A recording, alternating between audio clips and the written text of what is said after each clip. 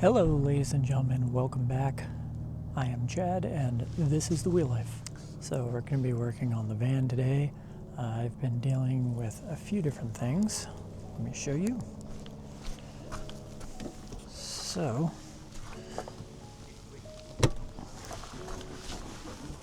to start, as you can see, I have a lot of tools out in places and everything's very messy. So, I was dealing with a leak coming from the injector pump right down here. When I originally noticed it, it was leaking from right around the speed sensor here. So I replaced that O-ring. You have to remove the whole top cap in order to get to that O-ring because it's on the bottom side of this nut area where the speed sensor is. So I replaced that O-ring, and then I also replaced the gasket that goes around the edges of the lid here. When I put the lid back on, it was leaking fuel, more like gushing fuel, down here in the front area, or kind of passenger side rather, and also leaking from the back of the lid. So I ended up taking the lid back off, putting the original gasket that was on it back on just for the lid. The O-ring that's around the speed sensor there on the bottom side or back side, inside, is new, but the gasket for the lid is the old gasket because it seemed to be doing just fine. So I'm hoping that when the van finally gets running, that is not leaking anymore. However, I thought that was my problem for the van cutting out and not running. Come to find out, it is not. I also started having a glow plug light not come on the dash. I would hear the glow plug relay clicking behind the dash, and then it got to a point where the glow plug light wasn't coming on at all, and I wouldn't hear the glow plug relay click. And once that glow plug relay started clicking and eventually shut off, then I was dealing with, well, actually, in conjunction with the glow plug relay clicking while driving, I started to experience fuel cutout issues where the van would actually shut off while I'm driving down the road.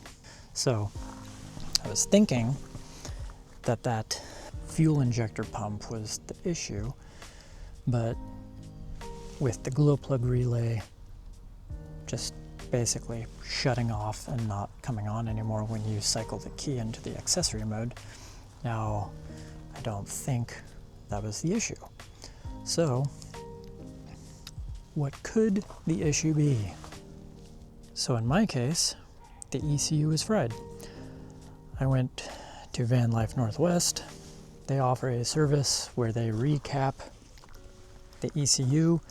So there's my old ECU for all of you that want a part number and whatnot. There you go. Automatic transmission, original Denso, which this ECU that I got is also a Denso, but I have to replace or swap over the brackets from my old ECU to that ECU, and hope and pray that that is what the issue was. So the ECUs for these vans, or at least this particular model that I have, KZH106, is mounted behind this pillar where the sliding door is, and it's underneath the passenger side seat belt area. If you pop this panel open, it will be mounted in here. And you can see the connections right there. So it's mounted on its side like that inside the pillar there. And what happened over time was, because it is mounted sideways like that, the capacitors inside start to leak, and they leak corrosive material onto the board. And in this case, it was leaking corrosive material down over a period of time. Multiple capacitors were leaking onto the board as well as the BCM. I don't know when it started. Dealing with electronic issues, the glow plug relay starting to act up, random shutoffs while you're driving down the road, things like that. That's pretty much a guaranteed electrical issue somewhere in your harness, or in my case, I'm hoping that the fried board and fried PCM leaky capacitors are the cause of the van shutting off periodically while driving. They recapped it, and the engine still did not start for the test van that they had. So they sent me a replacement, which was also recapped on the same date, but this one actually had a van that started. When they plugged it in, the van started. So let's hope that my issue with the non-starting as well as glow plug relay having issues are both fixed when I swap this back in. So let's do it. Now let's hook up the battery. All right, battery's all hooked back up. Let's go cycle the key and pray for a start.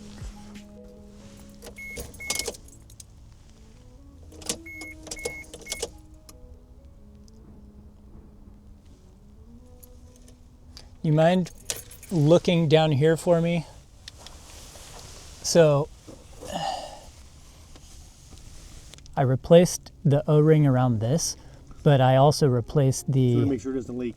Yes. Last time I tried to start it, it started dumping diesel from right around here, but also in the back of this lid. Keep an eye out. So I have a pan down there, but... So this is the first start.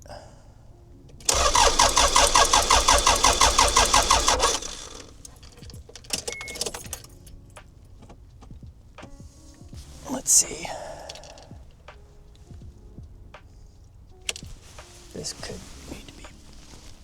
No, it's pretty firm.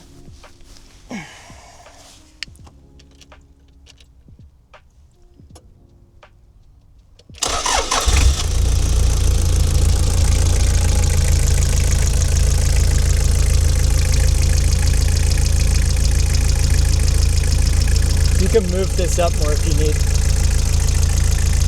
I don't see anything right now.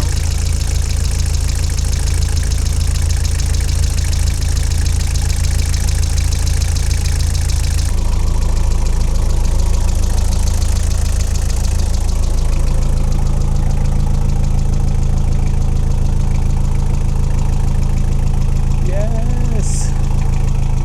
All right, she runs.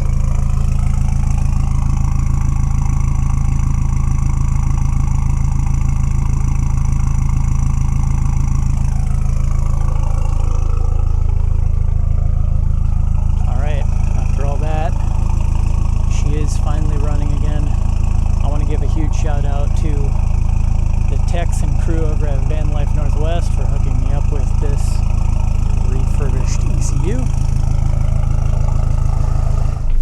Hey guys.